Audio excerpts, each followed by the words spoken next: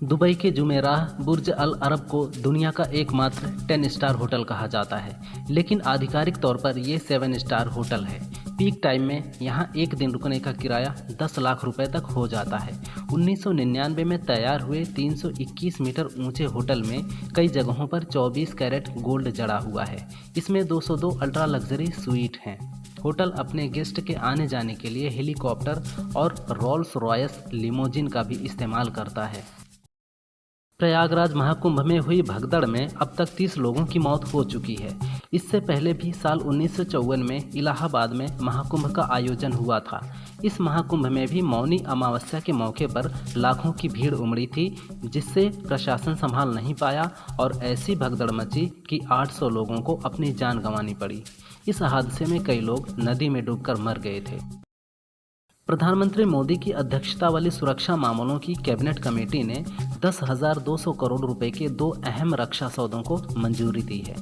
इस डील से पिनाका रेजिमेंट को मजबूत किया जाएगा। पिनाका रॉकेट सिस्टम के लिए 5,700 करोड़ में high explosive pre fragmented rocket ammunition और 4,500 करोड़ में एरिया डिनाइल एम्यूनेशन खरीदे जाएंगे। अब से महाकुंभ में लागू हो गए हैं ये नियम। नंबर 1, महाकुंभ मेले में 4 फरवरी तक नहीं जा सकेंगे वाहन। नंबर 2, पूरे मेला क्षेत्र को नो व्हीकल जोन घोषित कर दिया गया है। नंबर 3, वीवीआईपी पास 4 फरवरी तक कैंसिल। नंबर 4, वीवीआईपी स्नान और एस्कॉर्ट की गाड़ियों के काफिले पर रोक। नंबर 5, बाइक, एम्बुलेंस, नगर निगम और फायर ब्रिगेड की गाड़ियां ही अंदर चलेंगी। नंबर 6, रास्ते को वन वे कर दिया गया है। और नंबर 7, एक रास्ते से आए श्रद्धालुओं को स्नान के बाद दूसरे रास्ते से भेजा जाएगा। चुनाव आयोग ने अरविंद केजरीवाल से यमुना नदी में जहर वाले बयान पर आज 11 बजे तक जवाब मांगा है। निर्वाचन आयोग ने कहा किस तरह के और किस जगह पर जहर की पुष्टि हुई है।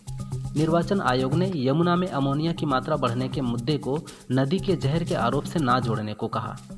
केजरीवाल से पूछा कि नदी के जहर के उनके आरोप पर कार्रवाई क्यों ना हो। इंजीनियरों ने जहरीले पानी को दिल्ली में प्रवेश करने से रोकने के लिए कौन सा तरीका अपनाया। अरुण जेटली स्टेडियम दिल्ली में विराट कोहली को देखने के लिए भगदड़ जैसे हालात हो गए। स्टेडियम के गेट 16 के बाहर भीड़ एक दूसरे को धक्का देने लगी, जिससे कुछ लोग गेट के पास गिर गए। इस दौरान 3 लोग घायल हुए, जिनमें एक सिक्योरिटी गार्ड भी शामिल है। पुलिस की एक बाइक भी डैमेज हुई है। इस बीच एक फैन कोहली से मिलने फील्ड पर भी पहुंच गया। आप संयोजक अरविंद केजरीवाल महाकुंभ जाएंगे। उन्होंने कहा, महाकुंभ में इतने लोगों की मौत दुर्भाग्यपूर्ण है। मैं महाकुंभ जाऊंगा। बीजेपी हर चीज में राजनीति करती है। मैं इस मामले में राजनीति नहीं चाहता। महाकुंभ में वीआईपी पर ज्यादा ध्यान था। मैं लोगों के लिए काम करता हूँ। शीश महल को जनता के लिए खोल दिया जाए। मुझे काम करने दीजिए, यही आता है। दिल्ली के पूर्व मुख्यमंत्री अरविंद केजरीवाल ने बीजेपी और कांग्रेस पर जुबानी हमला बोला है। उन्होंने कहा, दिल्ली में कांग्रेस और बीजेपी वाले मिले हुए हैं। बीजेपी और कांग्रेस मिलकर चुनाव लड़ रहे हैं। बीजेपी और कांग्रेस का रिश्ता रोमियो और जूलियट जैसा है। बीजेपी अरबपतियों की पार्टी है। मोदी सरकार अरबपतियों का कर्ज माफ कर रही है। देश में खुलेआम लूट चल रही है। बीजेपी आई तो आम आदमी पर 25,000 रुपये का बोझ बढ़ जाएगा। समाजवादी पार्टी ने मिल्कीपुर उपचुनाव में गड़बड़ी की आशंका जताते हुए चुनाव आयोग को पत्र लिखा है। सपा ने मुख्य चुनाव अधिकारी नवदीप रेणवा को इस संबंध में पत्र लिखकर रिटर्निंग अफसर को हटाने की मांग की है।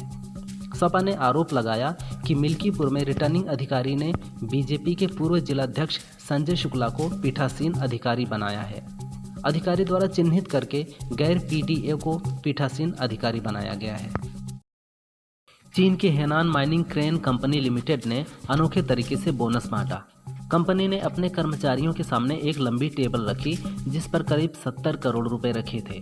कंपनी ने कर्मचारियों से कहा कि 15 मिनट में वह जितने रुपए गिनेंगे उतने रुपए वह अपने साथ घर ले जा पाएंगे। एक कर्मचारी ने 15 मिनट में करीब 1 लाख युआन गिने और अपने साथ घर ले गया। सोशल मीडिया में ये वीडियो काफ़ी वायरल हो रहा है।